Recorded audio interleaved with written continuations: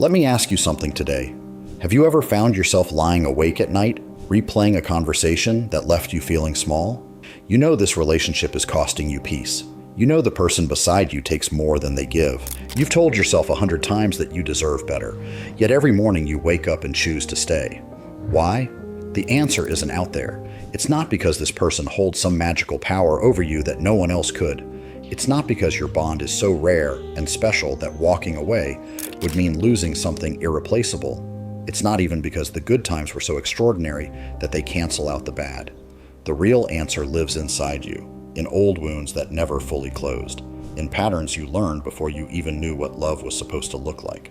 In a hunger for validation that this relationship keeps feeding just enough to keep you coming back. You are not trapped by them. You are trapped by what being with them stirs up inside you. That is why simply packing a bag and leaving rarely solves anything. You might put physical distance between you and walk through the door, but your mind stays behind, scrolling through memories, building cases for why maybe this time will be different, whispering that you haven't tried hard enough yet. The relationship was never the whole problem. The psychological architecture that formed around it, that is what holds you. It rewired your standards quietly, over time, until you began accepting things the earlier version of you would have walked away from on day one. This isn't about making you feel foolish for staying. It's about handing you a flashlight so you can finally see what's been happening in the dark. Because once you see it clearly, you take your power back. And once you have your power back, leaving becomes possible in a way it never was before. So stay with me. By the time we're done, you'll understand why this cycle keeps repeating, and more importantly, exactly what it takes to end it for good. Let's begin today by talking about how you learn to love.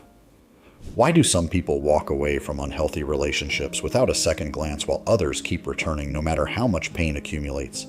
The difference isn't strength or weakness. It comes down to what love taught you early on. Love is not simply a feeling that arrives. It is a lesson your brain learned in childhood based on how affection was given to you. When you were young, your nervous system was building its first map of what closeness felt like. If the people who raised you were warm, consistent, and emotionally available, your brain drew the conclusion that relationships are safe places. That being loved doesn't require you to suffer for it.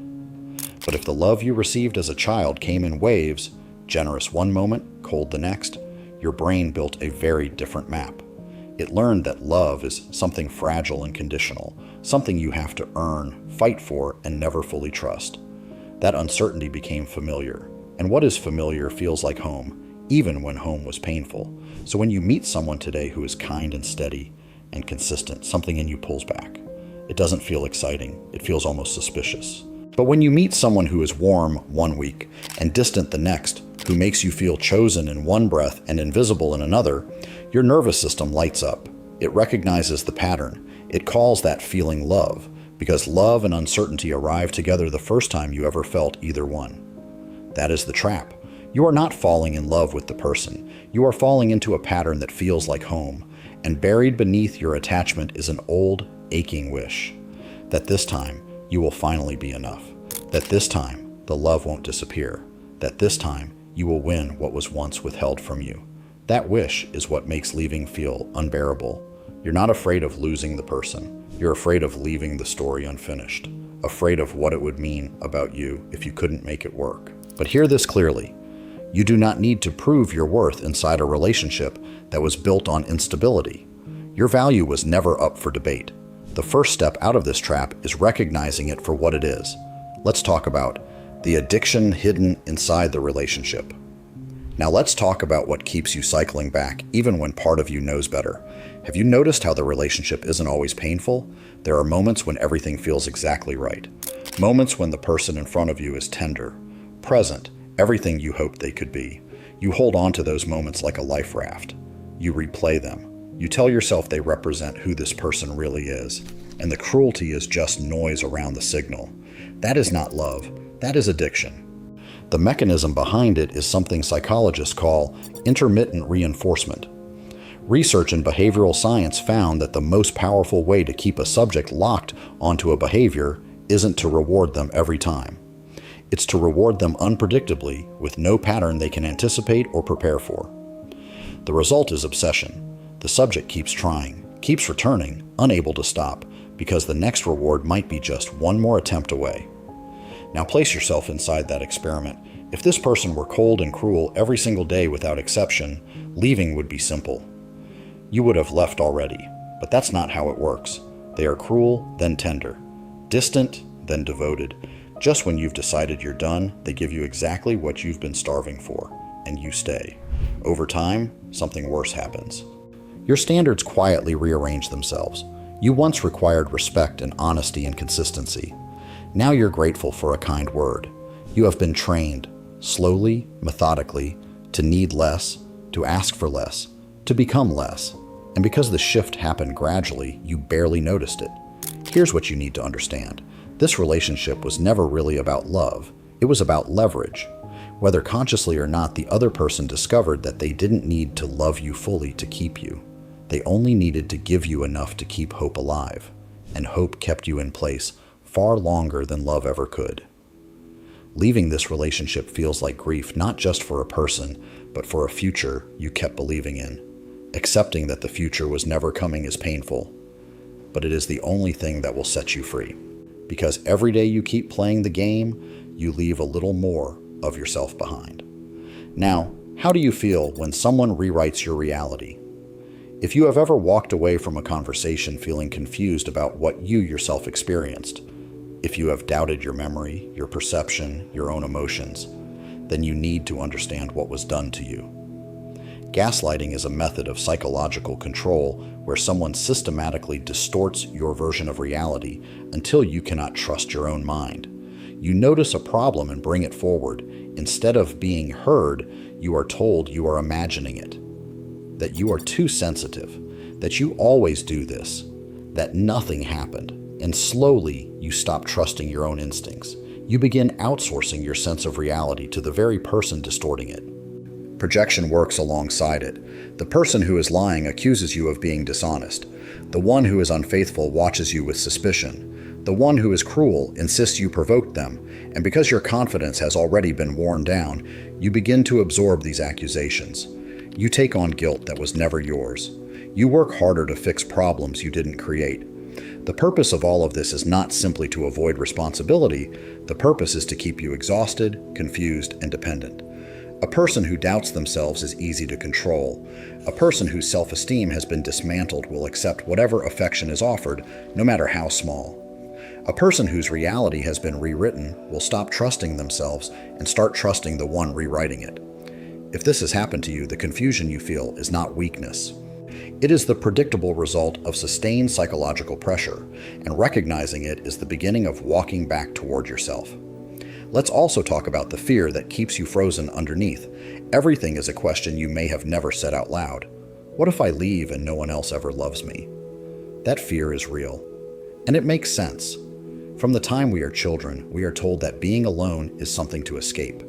Culture surrounds us with the message that love is the destination, that not having it means something is wrong with us. So the fear of loneliness is not irrational. It was installed in you long before this relationship ever began. Now take that fear and combine it with years inside a relationship that told you, in 100 small ways, that you were difficult to love, that you were lucky someone stayed. That leaving would mean proving you were as broken as they implied. The result is a paralysis dressed up as devotion, but what you're feeling isn't really fear of being alone. It is emotional withdrawal. Your brain was conditioned to need this person to feel complete. Their absence doesn't just feel lonely. It feels like something is physically missing. That is dependency, not love. And the hope you're holding, that if you stay just a little longer, they will finally become who they briefly showed you they could be, that hope is the most expensive thing in your life right now. Real change doesn't come because you love someone enough. It doesn't come because you sacrifice enough or endure enough or forgive enough. It comes only when a person decides for themselves that they want to be different.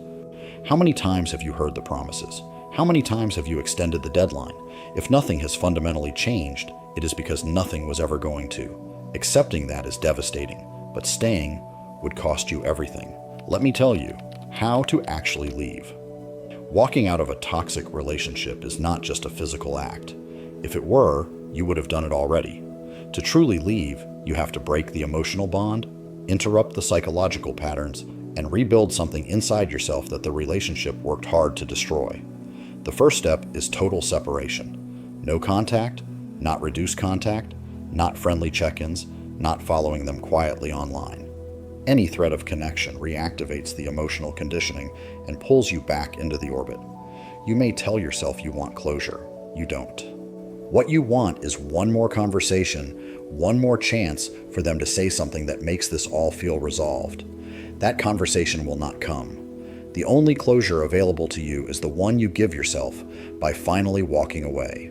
The second step is surviving the withdrawal without going back, and it will feel like withdrawal. Your brain will flood you with selective memories, only the good ones, softened and glowing. It will tell you that you overreacted, that things weren't that bad, that maybe this time would be different. This is not longing. This is your nervous system running an old program. The way through it is to fill the space intentionally. Move your body, build routines, surround yourself with people who remind you of who you actually are, and when the pull is strongest, I go back to the list of everything that hurt you and read it honestly. The third step is reclaiming your identity. Toxic relationships don't just take your time, they take your sense of self. You began seeing yourself through their eyes, measuring your worth by their reactions, shrinking yourself to fit the space they allowed you. Now you have to ask who you were before, what you genuinely loved, what you thought and felt and wanted before someone else's needs became the center of your world. That person is still in there. Recovery is the work of finding them again. You are not half a person waiting to be completed. You were whole before this began. The idea that you need someone else to feel worthy was never truth. It was leverage used against you. There comes a point where a decision has to be made. Not tomorrow. Not when things get bad enough. Now. Either you continue to erode inside a relationship that was never going to give you what you needed, or you choose yourself. Not because it will be easy, but because continuing is the harder path disguised as the safer one. That voice still whispering doubts? It is not yours. It was placed there over time through every moment someone made you feel like too much or not enough. But now you know where it came from, and knowing that changes everything. No one is coming to rescue you from this. The choice belongs entirely to you. Make it. Cut the cord. Endure the hard days. Rebuild yourself from the inside out. Because on the other side of all of it, something extraordinary is waiting. The quiet, unshakable experience of finally being free.